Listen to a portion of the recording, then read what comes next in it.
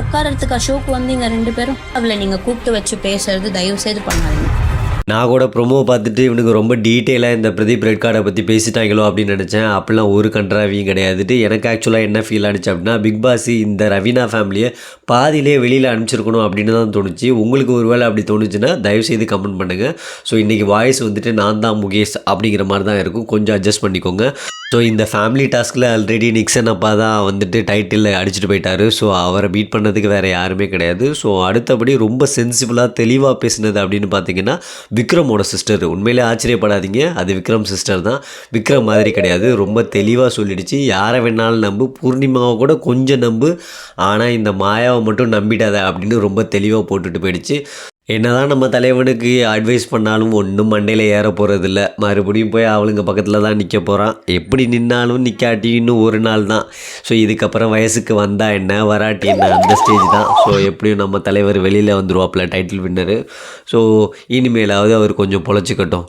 So இப்படி பிராலாம் காட்டினா நான் எதுவும் ரியாக்ட் பண்ண மாட்டேன்னு சொல்லாமல் இருந்தால் சரி. ஓகேவா? சரி. ஸோ அடுத்த சம்பவம்னு பார்த்தீங்கன்னா, இந்த மாயா ஃபேமிலி வந்திருந்தாங்க. மாயா ஃபேமிலியில் அதுவும் அவங்க அக்கா வந்துட்டு ஹார்வர்டு யூனிவர்சிட்டியில் படிக்கிறாங்களாம். ஆனால் ரொம்ப ஏழை ஃபேமிலின்னு வேறு சொல்லிக்கிட்டாங்க. ஸோ என்னென்னு தெரியல ஃப்ரெண்ட்ஸ். ஸோ நீங்கள் ஏதாவது கேள்விப்பட்டீங்கன்னா எனக்கு கொஞ்சம் கமெண்டில் சொல்லுங்கள். ஸோ அந்த ஃபேமிலி வந்து என்ன பண்ணாங்க, ஒன்றும் பண்ணலை. ஸோ நீ ஏற்கனவே ஒரு வன்மத்தோடு இருக்க, நல்ல ஸ்ட்ராங்கான அந்த வன்மத்தை வந்துட்டு இன்னும் ஸ்ட்ராங்காக எக்ஸ்ட்ரா ஸ்ட்ராங்கை போட்டு கக்கிக்கிட்டே இரு அப்படின்னு சொல்லியிருக்காங்க. ரொம்ப தரமான ஹிண்டு, சூப்பர். இப்படியே மெயின்டைன் பண்ணுங்கள். Very good family.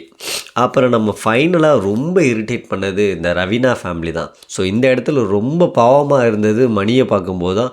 அட்லீஸ்ட் அந்த கிட்ஸ் வந்ததுக்கப்புறம் கொஞ்சம் சேஞ்ச் ஆனிச்சு. பட் ஒரு மாதிரி அந்த ப்ரோக்கன் மூமெண்ட் மாதிரி இருந்துச்சு.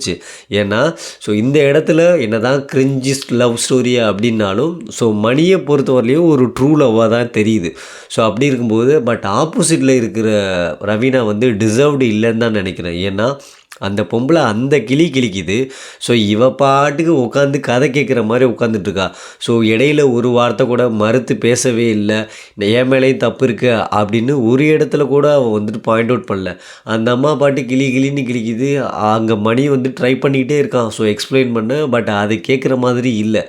ஏன்னா அந்த மூமெண்ட்டில் தான் அந்த மணியோட உண்மையான லவ்வும் புரிஞ்சிச்சு. ஸோ இந்த ரவீனா எவ்வளோ ஒரு விச குழந்தை அப்படின்னு நல்லா தெரிஞ்சிச்சு. உண்மையிலே இந்த இடத்துல வந்துட்டு ஸோ மணிக்கு வந்துட்டு ரவீனா வந்து ப்ராப்பர் பேரே கிடையாது. ஆக்சுவலாக ரவீனாவுக்கு எந்த மாதிரி பேர் இருக்கணும் அப்படின்னா நம்ம நிக்சன் மாதிரி தான்.